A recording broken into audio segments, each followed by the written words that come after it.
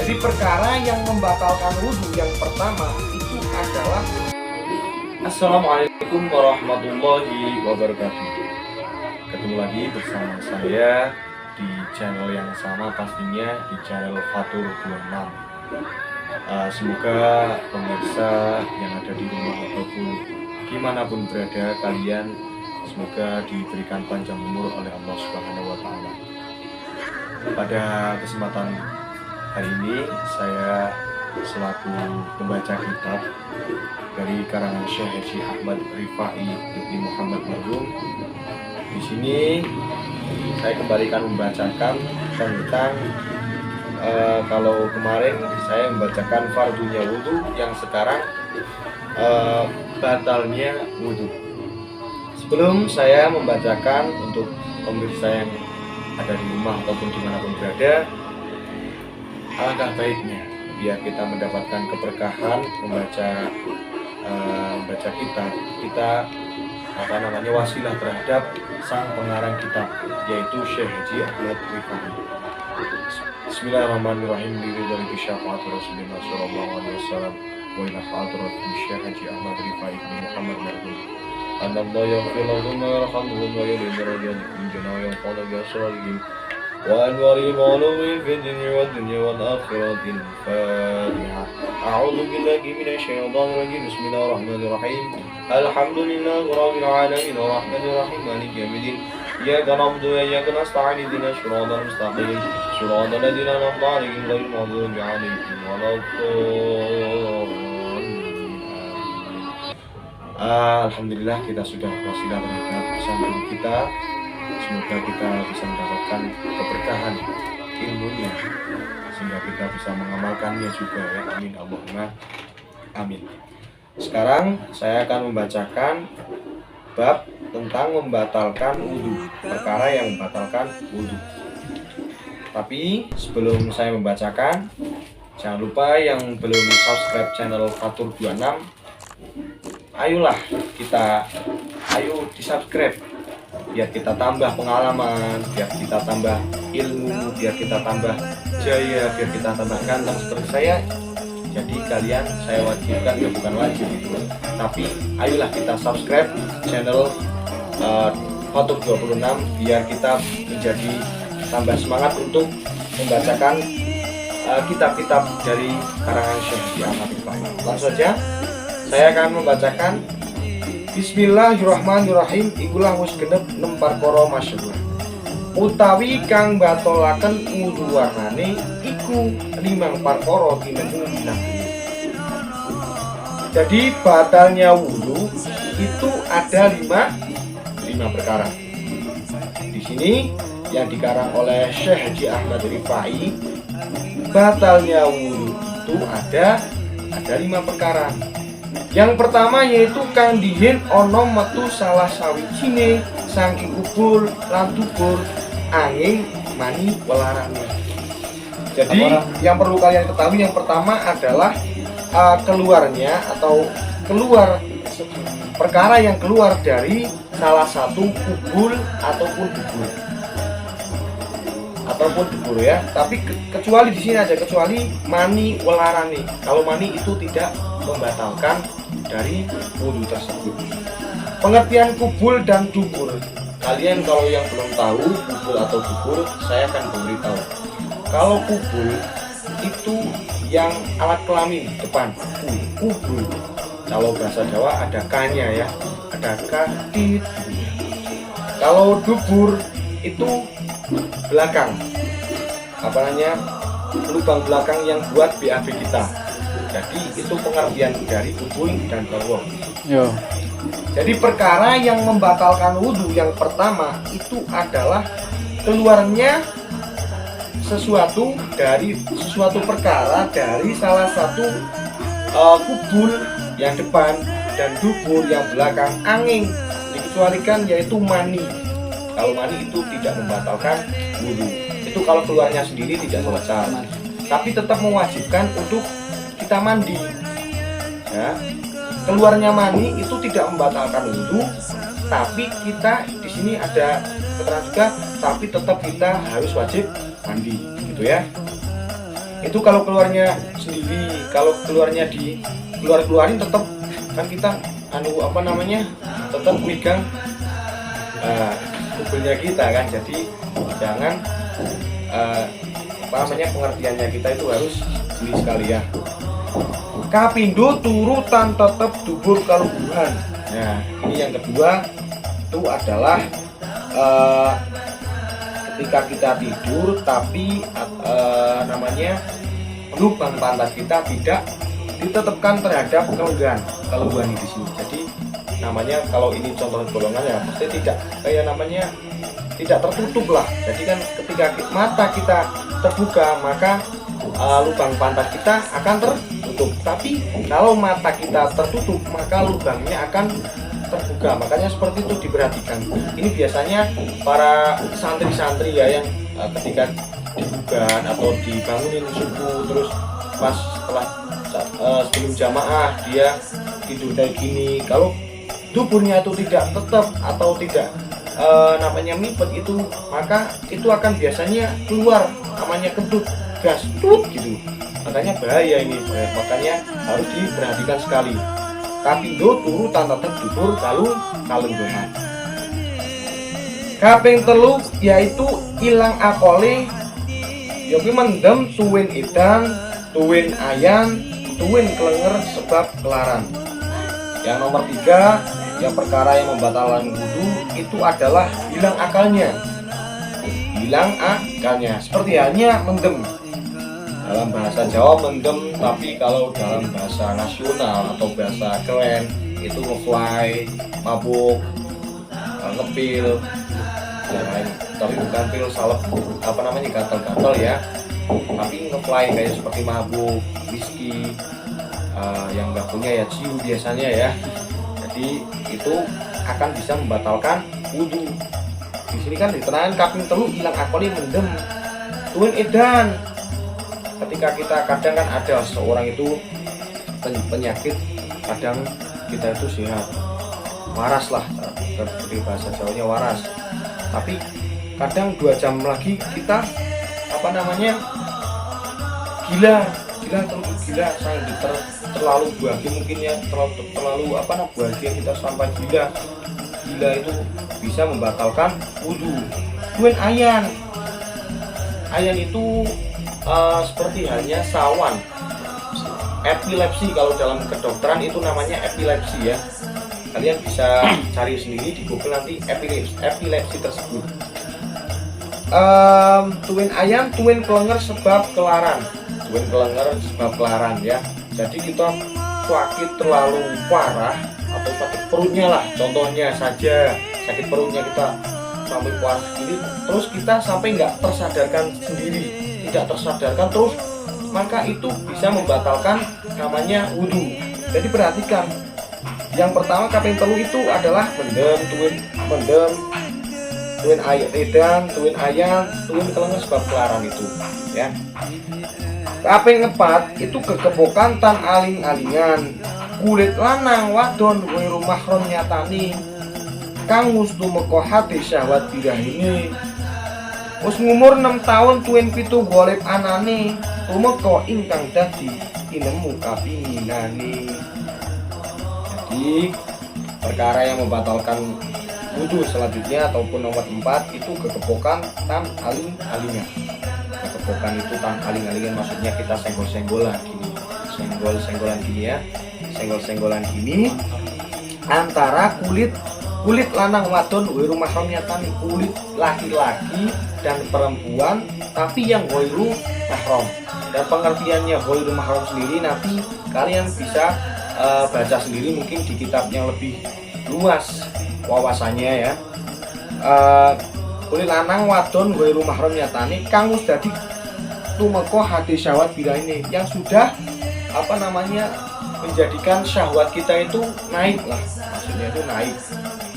Biasanya golibnya atau kebiasaannya ketika kita syahwatnya sudah naik ketika melihat perempuan itu sudah berumur 6 tahun sampai 7 tahun, dan kita sudah sampai menjadi berkeinginan terhadap wanita tersebut, itu yang namanya membatalkan wudu yang nomor 4. Dan batas-batasnya syahwat tersendiri bagi laki-laki itu yang pertama adalah berdirinya zakar. Berdirinya zakar ya. Nanti ketika kalian melihat perempuan, terus zakar kalian tiba-tiba gumelar ataupun gerak sendiri, mungkin itu ya batas-batasnya tersebut. Dan condongnya hati pada wanita, condongnya hati terhadap wanita tersebut. Selanjutnya yang nomor 5 itu adalah kaping 5 garap zakar tuwin farji wadonan tuwin undere dubur kelawan kebatinan. Epe-epe tuwin driji kang katenggapan dene epe-epe ke karotan hati ngawan. Yang nomor 5 adalah garap zakar tuwin farji wadonan. Maksudnya kalau bahasa kerennya itu ginilah, kalian tahu sendiri kalau suami istri berhubungan intim itu akan bisa menjadi batalnya wudu. Tuwin undre dubur kelawan kebatinan, dan kita juga menyentuh dari lubang dari perempuan tersebut itu bisa membatalkan wudu. Epe-epe tuwin driji kang kategapan dene epe-epe karotan katinggalan. Maksudnya epe-epe tuwin batin yang namanya dibagi di sini epe-epe tuwin driji kategapan dene epe-epe karotan katinggalan. Berarti di sini ya saya akan terangkan. Di sini yang dinamakan batin kalau kita gini itu yang tidak kelihatan namanya batin. Jadi yang luar-luar sini itu namanya dohir, tapi yang dalam namanya yang tidak kelihatan lah. Tidak kelihatan itu namanya batin. Walaupun di sini nih, di sela-sela sini, tapi yang sini yang kelihatan itu namanya dohir. Dan ketika kita contohnya gatel lubang pantatnya, kalau kita pakai ini nggak apa-apa, digosok-gosok ini, itu nggak batal, itu tidak membatalkan wudu. Ataupun dakarnya kita itu gatal terus kita mau ukur, itu pakai ini nggak apa-apa, nggak batal. Tapi ketika nempel di sini ya, maka akan menjadikan batal wudu kita. Selanjutnya anggarap zakari dewe tuwin tan batal digarap tini wong liya anane tan batal nggarap ing kebo sapi farjine. Terus selanjutnya ketika kita menggarap ataupun menyentuh zakarnya teman kita, contohnya zakarnya teman kita, mungkin kita mau iseng-isengan atau apa itu ya, kita menyentuh zakarnya teman kita, maka yang batal wudunya itu yang menyentuh. Seperti contohnya saya menyentuh zakarnya orang lain. Nah, kita menjadikan batal. Di sini tan batal garap dene wong liya anane, maka orang yang sentuh itu tidak batal wudunya. Yang batal wudunya adalah kita, itu ya. Terus tan batal garap ing kebo sapi farjine, dan tidak batal lagi ketika kita menyentuh farji dari kebo ataupun sapi.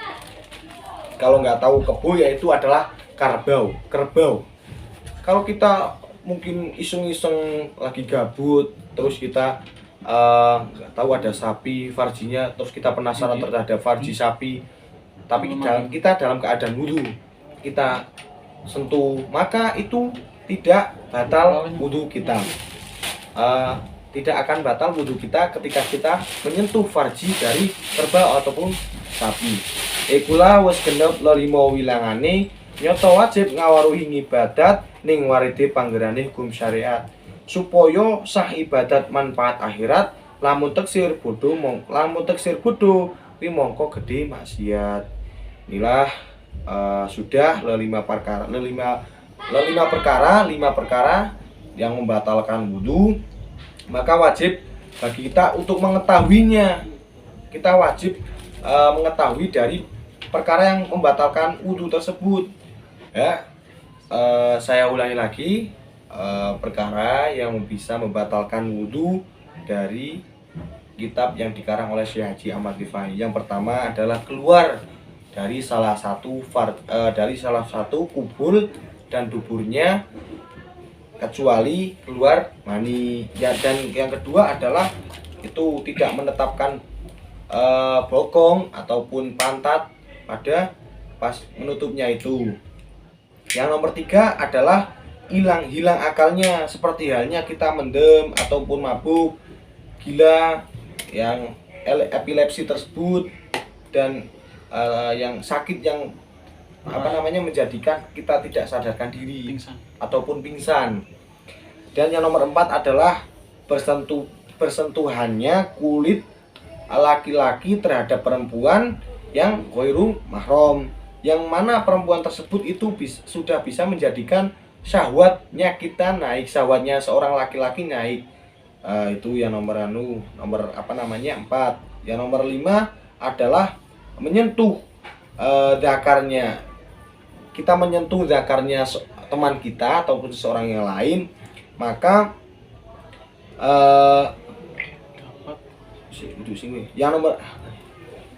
yang nomor 5 adalah menggarap ataupun bersetubuh terhadap istri kita, maka itu akan bisa menjadikan batalnya wudhu. Dan juga kita menyentuh lubang pantatnya istri kita mungkin, tapi menggunakan batin. Itu jadi batal kan, batin batal loh. Dan juga kita menyentuh lubang pantat istri kita tapi menggunakan batin, itu maka batal. Bukan hanya istri kita, tapi menyentuh lubang tapi menggunakan batin, itu maka akan batal. Yang mana batin tersebut ketika kita ginikan itu tidak kelihatan. Itu adalah yang selanjutnya adalah yang nomor 5 tapi tetap selanjutnya. Ini bahasa gaul yang nomor 5 tapi tetap selanjutnya gitu. Yaitu menyentuh zakarnya seorang ataupun seseorang kita sentuh, maka yang batal itu bukan seorang yang disentuh tersebut, tapi kita yang menyentuh, itu maka batal. Nanti coba kalau ada pertanyaan, kalau ada seorang yang tabrakan ataupun kecelakaan pada kereta, terus tiba-tiba zakar kita kepotong rel kereta api mungkin ya, terus maka ketika zakar tersebut itu masih berbentuk zakar ini kita sentuh, maka itu akan membatalkan dari wudhu kita tersebut. Kita berarti batal kita kalau menyentuh zakar yang masih berbentuk zakar tersebut, tapi potong terhadap orang atau pisah, maksudnya pisah dalam tubuh kita karena kecelakaan tersebut, kalau masih berbentuk itu akan membatalkan wudhu. Tapi kalau sudah seperti pasir mungkin campur tapi masih ada sedikit sedikit itu, maka tidak membatalkan wudhu kita itu. Dan juga itu wajib diperhatikan juga ya, mungkin itu mungkin kesimpulannya dari apa yang saya baca. Mungkin saya memang banyak kekurangan memang dari manusia ya, jadi kadang yang saya katakan terlebih dahulu, al-insanu mal khoto'wan nisyan. Ikulah wis genep lelimo wilangane, nyoto wajib ngawaruhi wong ibadat. Wajib bagi kita mengetahui sahnya beberapa ibadat ataupun nanti ya seperti tidak perkara yang membatal wudhu, itu kita wajib mengetahuinya. Dan supaya kita itu beribadah itu sah dan manfaat di akhirat. Lamun taksir bodoh mongko kuwi gede maksiatan. Lamun taksir itu ketika kita tidak tahu tapi kita tidak ingin tahu itu. Contohnya kayak ilmu kan wajib, tapi kita tidak mau mencarinya, itu maka yang namanya taksir. Seperti halnya yang namanya orang-orang tua, sepuh atau orang tua sekarang itu ketika sudah wudhu terus dia kencing, terus dia tahu-tahu langsung sholat gitu kan, padahal menurut orang tua tersebut itu yang membatalkan wudhu hanya kentut gitu saja, padahal kan kencing juga akan membatalkan wudhu. Makanya ketika orang tua itu tidak mencari ilmu lagi, maka itu akan menjadi taksir. Maka di sini gede dosa kemaksiatan, maka akan menjadi gede dosa ataupun besar dosanya ya tersebut. Seperti itu, mungkin itulah yang bisa saya sampaikan terhadap pemirsa. Pastinya dari saya banyak kekurangan lah kekurangan dalam berbicara, belum lancar dalam berbahasa Indonesia yang baik dan benar, makanya dari saya mohon maaf yang sebesar-besarnya. Mungkin kalau ada salah ataupun kekurangan, mohon kalian yang tahu jangan ragu-ragu untuk membenarkan dari ucapan saya. Maka kalian ketika saya salah atau kekurangan, maka komen di bawah ini. Jangan dibiarkan kalau perkara yang baik ataupun yang saya sampaikan salah kok kalian membiarkan saja, maka akan menjadi tidak karuan nantinya ya. Mohon seperti itu dari saya pribadi, mohon maaf yang sebesar-besarnya. Akhirul kalam, bila taufiq wal hidayah. Wassalamualaikum warahmatullahi wabarakatuh.